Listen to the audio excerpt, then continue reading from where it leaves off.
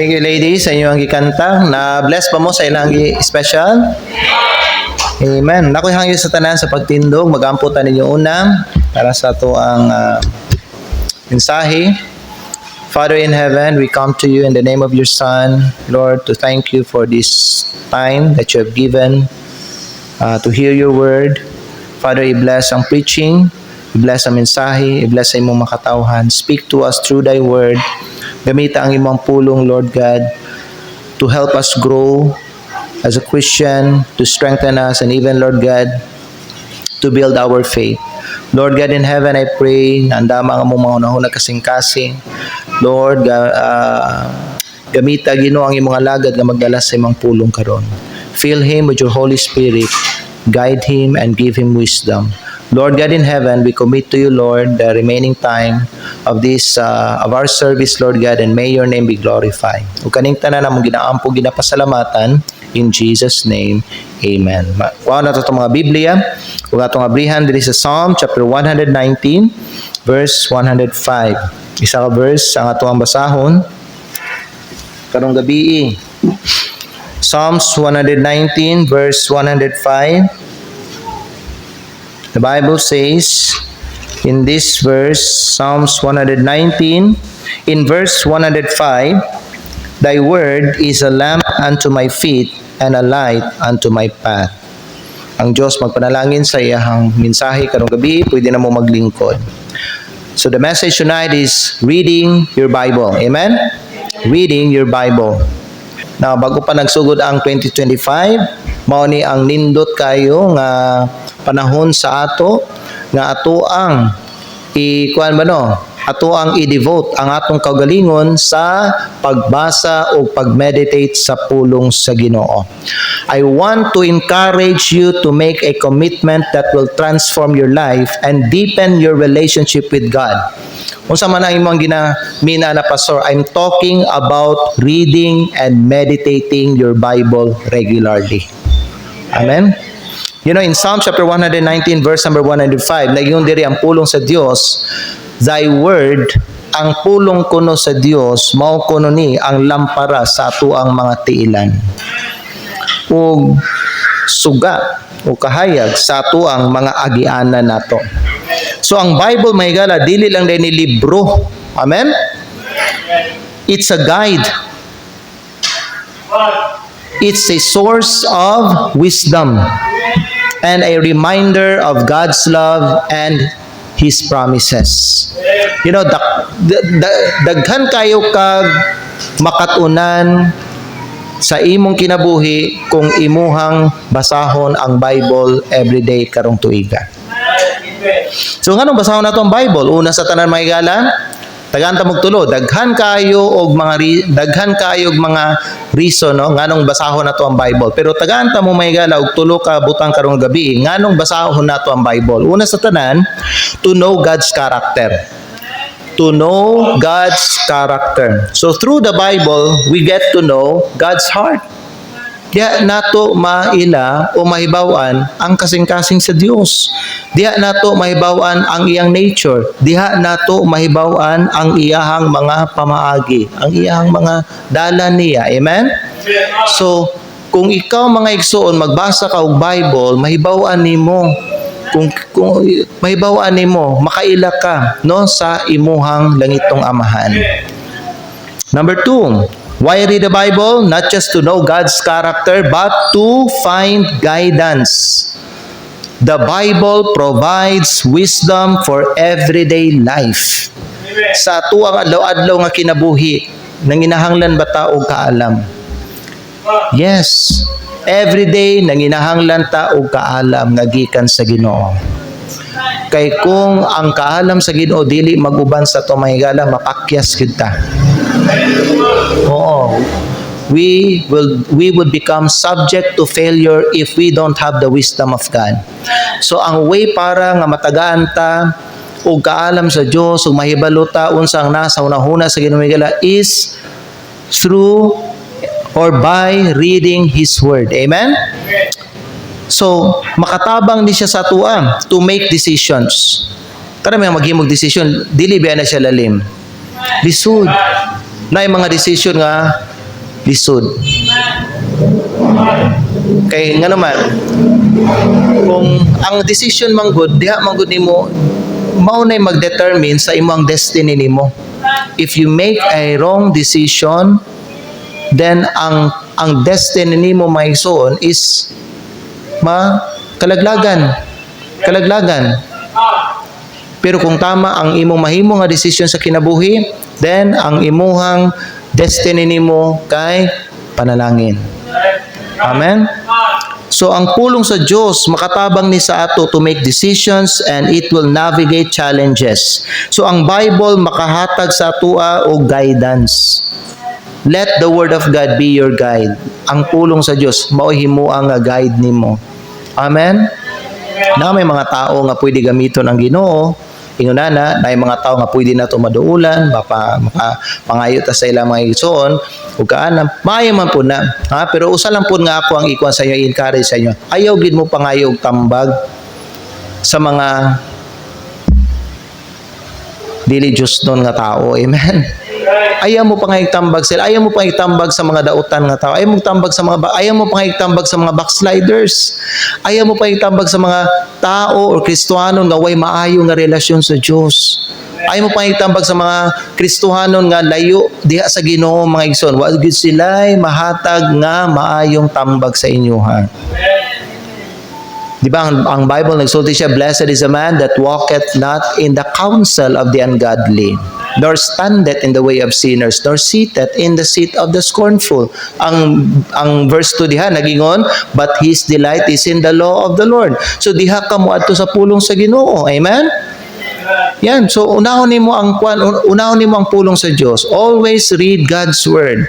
Later mahibalo ka unsa ang kanang unsa ang kabubuton sa Ginoo sa imong kinabuhi ug unsay maayo nga decision or choice nga imong pilion nimo. Amen?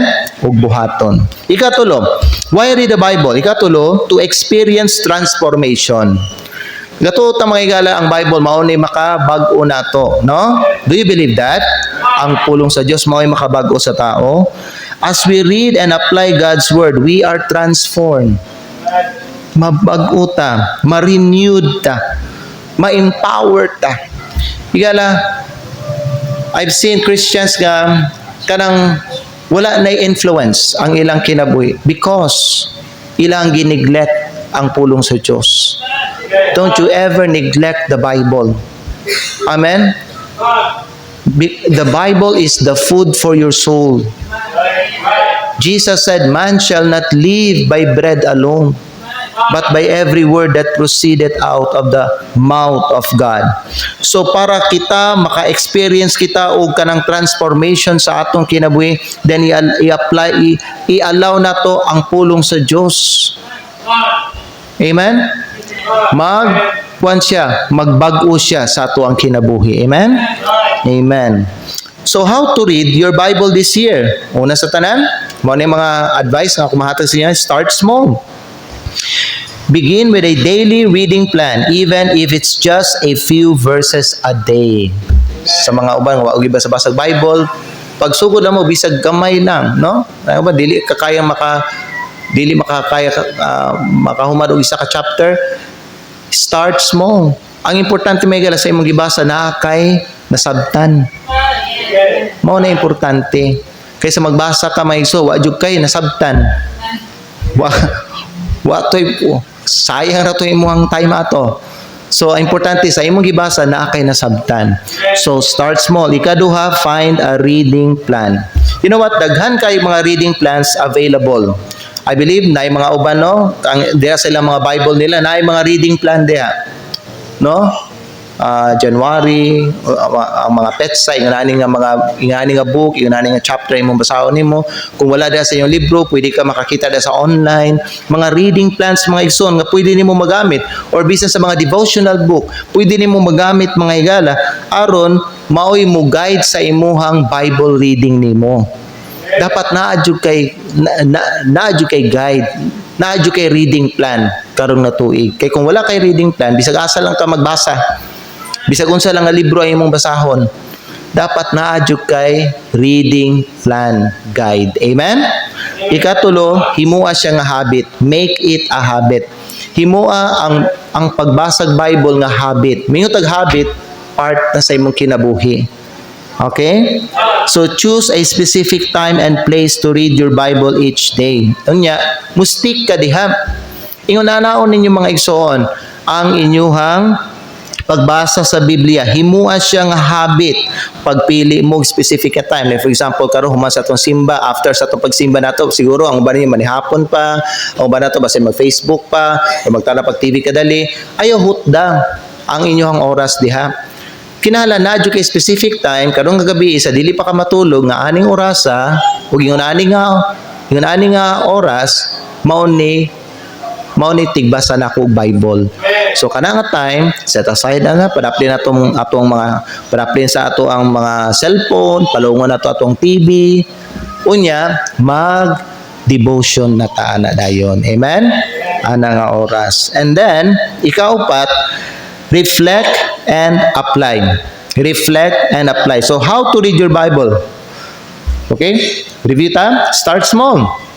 Ikaduha, find a reading plan. Ikatulo, himua siyang habit. Sa uban nato dili pa nato habit ang pagbasag Bible. Okay? Himua siyang habit sa imong kinabuhi karong tuiga. Amen? And then ikaupat, ugang katapusan, reflect and apply. Take time to reflect on what you've read. So after nga magbasa ka, i-reflect nimo. Reflect ba, di ba? I-reflect nimo ang imong gibasa diha sa imong kinabuhi. Paano siya ma-apply? Paano siya ma-relate sa imong kinabuhi? Amen? Because the Bible is like a mirror. Mura ni siya og sa amin igsoon ang Bible. So kung ikuan ang Bible, ikuan siya, itapat siya sa imuha, or i-kumpara siya sa imong mga igsoon, then unsa man ang mga things nga dapat nimo i-change diha sa imong kinabuhi as you read the Bible. Naibaw nyo, dili man nato pwede usbon ang Bible, dili ba no? Di man nato pwede iriso nato ng kuan na mga pulong diha. Mao naman gyud na diha ang kuan. Sa tawag na kanang settled na magyud ang kuan gyud pulong sa Dios. So unsa ang mga dapat mga igsoon nga ato ang i-change sa atong kinabuhi, i-change nato. Kita ang mo-adjust. Ug ato ang i-align ang atuang kinabuhi sa pulong sa Dios. And that would make us a better Christian. Amen? So take time to reflect on what you've read and ask God to help you apply it to your life. So ang challenge na ako para sa inyong tanan, karong 2025 may gala, I want to challenge you to read your Bible every day this year. Every day ha? Every day this year. Whether it's for 5 minutes or 30 minutes. Okay? 5 minutes or 30 minutes. Himua siya nga priority. As you do, I pray that you will deepen your understanding of God's Word. Tigala pamina mo, sultihan ta mo, I promise you, pag inyuhang basahon ang Bible every day, mulalum pagyud pag-ayo ang inyong relasyon diya sa Ginoo. Tinuod. Mulalum ang inyuhang panabot sa pulong sa Dios. Daghan kay kag ma-learn sa imuhang pagbasa sa Bible. It will deepen your understanding of God's Word. It will develop a stronger faith. Gusto ba nimo ang imong faith malig-on, makusgan? Bible is the key. Amen? Kani, ang pulong sa Diyos. And experience the transformative power of Scripture. Gamhanan ang pulong sa Diyos. Last verse, Hebrews chapter 4 verse 12, before ta mag-ampo. Hebrews chapter 4 verse number 12. Tanawan niyo dili ang pulong sa Diyos. Gamhanan kayo ang pulong sa Diyos. The Bible says, for the word of God is, unsa? Ha? Quick. Unsa man ang quick? Paspas o buhi? Unsa man ang quick? Paspas o buhi? Ana si mama na? Paspas ay buhi day. Paspas. Quick means buhi, no? Buhi. Nasa kinabuhi. And unsa sunod? Powerful. Buhi og gamhanan og hait kayo igsoon. Amen. Mudulot gid siya. Mudulot gid siya sa imuhang kinabuhi. Mo epekto gid siya.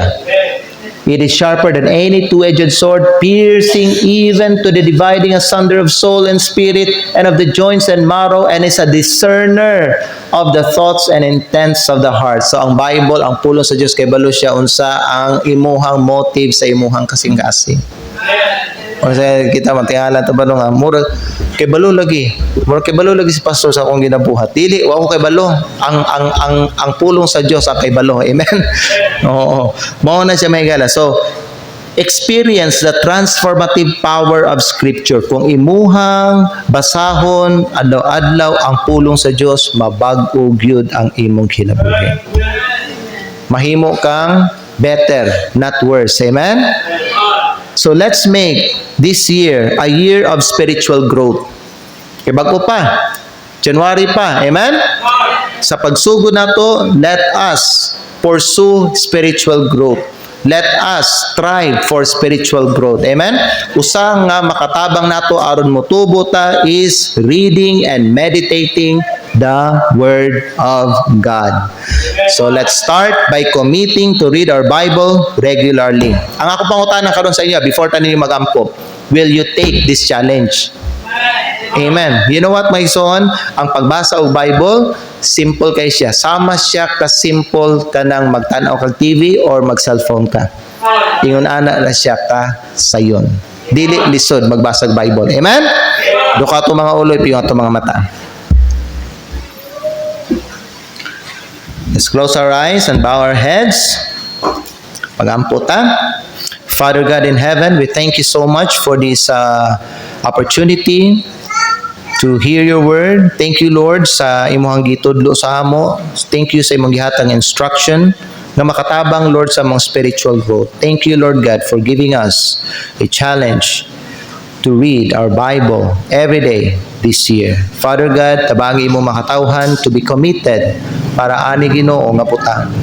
Lord, I pray nga ikaw Ginoo maghatag kadasig, ikaw maghatag, Lord God, og power sa mga katawhan nga ilaha kining buhaton diha sa ilang kinabuhi Ginoo aron mahimong maayo ang dagan sa ilang kinabuhi. Bless your people, Lord, as they will commit their life to your word. Father God in heaven, whatever the need of your people tonight, tagbuha, Lord, ang ilang spiritual need. Kani amahan na mo ginaampo, ginapasalamatan. In Jesus' name. Pwede ta niyo manindog igsoon, manindog ta.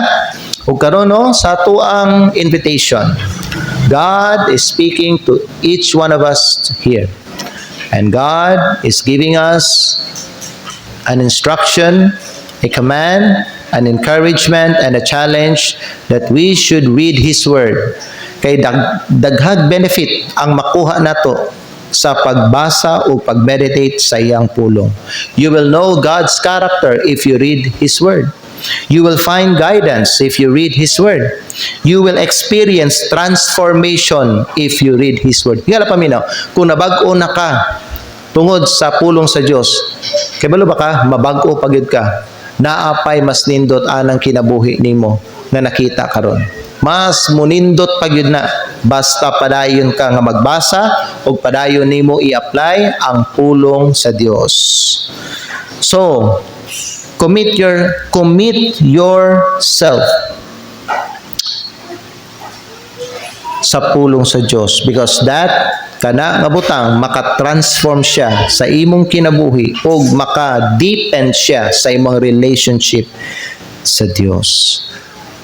Will you make a decision tonight? From now on, I will read. Sugod karon January pa, bago pa nagsugod ang tuig, magbasa ko Bible every day. 5 minutes every day or 5 minutes or 30 minutes, whatever, basta every day magbasa ka og Bible.